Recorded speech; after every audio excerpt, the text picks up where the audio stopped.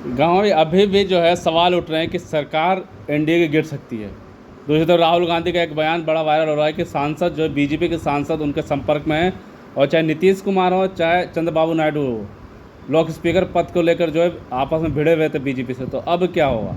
देखिए, राहुल जी क्या कहते हैं उस बात से हम कोई इत्तेफाक नहीं रखते। हम इत्तेफाक रखते हैं अपने नेता बैरिस्टर असदुद्दीन ओवैसी से। हमारा नेता उस दिन भी कहता था कि हमसे गठबंधन करो, और आज भी हमारा नेता बोला कि अगर गैर भाजपा सरकार को हमारी जरूरत पड़ी तो हम उसके साथ हैं। अब सरकार गिरने की जहां तक बात है, क्यों ना गिरे? जब स्वार्थ की राजनीति हो रही हो, सबको अपना अपना पावर गेन करने की चिंता है, सबको अपने अपनी कुर्सी सुरक्षित करने की चिंता है, सबको पावर चाहिए, तो चंद्रबाबू नायडू भी तो राजनीति कर रहे हैं। नीतीश बाबू भी तो चाहते हैं कि उनका कद बहुत मजबूत हो। लेकिन जो अब तक का जो मंत्रालय का जो लिस्ट आया है, सूची आया है, उस सूची में कहीं भी चंद्रबाबू नायडू को एक आप मान लो उड्डयन विभाग मिल गया उनको, और इनको क्या मिला भैया? नीतीश जी को झुंझुना मिला है, झुंझुने ना मिला है। लेकिन महत्वाकांक्षा है, और महत्वाकांक्षा था कि लोकसभा स्पीकर चंद्रबाबू नायडू का या नीतीश बाबू का कोई बन जाए। वहां भी भरथरी महताब आ गए साहब। अब राजा भरथरी के बाद दूसरा भरथरी आ गए हैं। तो भैया जो भाजपा चाहेगा वही संभव है। ये गठबंधन वहाँ नहीं चलता है, वहाँ कोई साथी नहीं होता है, वहाँ उनका अपना एक रूल है, उस रूल के हिसाब से चल रहे हैं। जब तक इनको दबने की ताकत होगी शरीर में, ये दबते रहेंगे। जिस दिन इनको शरीर जवाब दे देगा, उस दिन ये उछाल मारेंगे और सरकार गिर करके धराशायी होगी। क्योंकि जो थे नीतीश कुमार थे और चंद्रबाबू नायडू बहुत सारी शर्तें रखी थी। चंद्रबाबू नायडू तो ये भी कहते था कि समर्थन तभी करेंगे जब गृह मंत्रालय अमित शाह यानी मंत्रिमंडल में अमित शाह ना हो। उन्हें भी दे दिया गया, स्पीकर पद भी नहीं मिला। अब तो नाम आपने बता दिया कि नाम भी आ गया। बिल्कुल। और आप कह रहे हैं कि मंत्रिमंडल में भी झुंझुना मिला।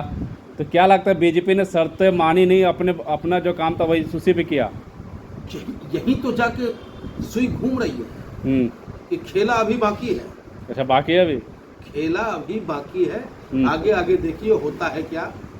और राजनीति में राजनीति जो होती है असंभावनाओं का नहीं, संभावनाओं का खेल होता है। कभी भी कुछ भी हो सकता है, इसमें कोई दो राय नहीं है।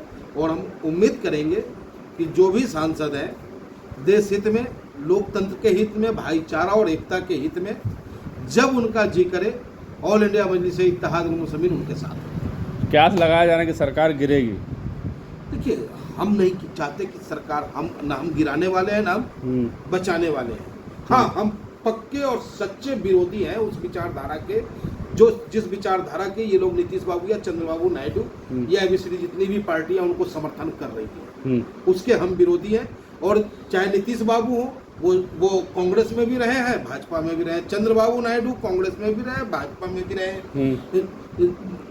रामविलास जी भी कांग्रेस के साथ भी रहे, भाजपा में भी रहे। लेकिन एक अकेला शेर पार्टी है ऑल इंडिया मजलिस-ए-इत्तेहाद मुस्लिमीन, जिसने हमेशा से भारतीय जनता पार्टी का विरोध किया, करता रहेगा, ताउम्र करेगा। जब तक ये धरती रहेगी, जब तक ये हिंदुस्तान रहेगा, तब तक ऑल इंडिया मजलिस-ए-इत्तेहाद मुस्लिमीन भारतीय जनता पार्टी के साथ नहीं हो सकता है। मुजफ्फरनगर कांड पर सीबीआई जांच शुरू हो गई, मुजफ्फरपुर। जी जी जी जी। उसके बाद जो है काणी बैठक 29 जून को नीतीश कुमार ने बुलाई है। क्या लगता है, पिछली बार जब बुलाई थी तो भाजपा में आ गए थे तेजस्वी का साथ छोड़ के, तो ये 29 तारीख को कोई बड़ा खेल होगा क्या? देखिए, 29 तारीख का जहाँ तक अंदर की जो हम लोगों को जहाँ तक पता चला है कि वो अपने पुत्र को कहीं ना कहीं आगे रखना चाह रहे हैं।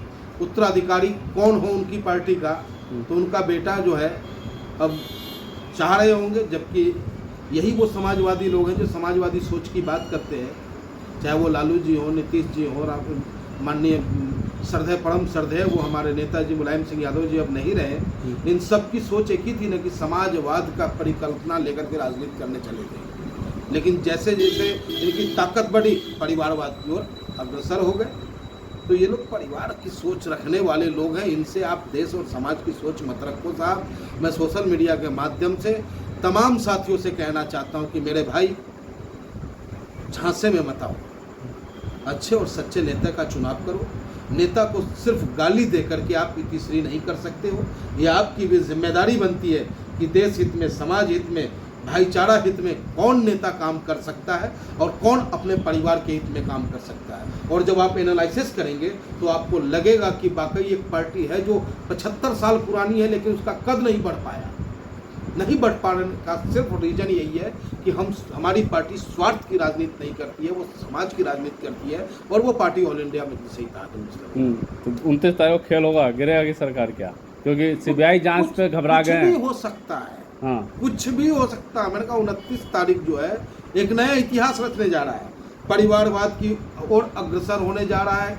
क्या जदयू फिर एक नया इतिहास लिखेंगे, वो 10वीं बार सीएम पद का शपथ लेंगे या इस सरकार को गिराने का प्रयास करेंगे, ये सब कुछ 29 तारीख की शाम तक हम सबके सामने होगा। सीबीआई जांच से भी घबरा गए क्या? क्योंकि दोबारा उस जिस कांड में था बिल्कुल, उसमें कहा जा रहा था कि ज़्यादातर सरकार इन्हीं की थी, बीजेपी और इनकी सरकार इन्हीं की थी और जांच होनी चाहिए। दूध का दूध, पानी का पानी निकलना चाहिए। वो छोटी मोटी घटना नहीं थी, यानी कि भ्रष्टाचार की पराकाष्ठा को पार कर देने वाली घटनाएं थी और हृदय विदारक घटनाएं थी। सिगरेट तक से जला दिया गया था उन बालकों को, उन बच्चियों को।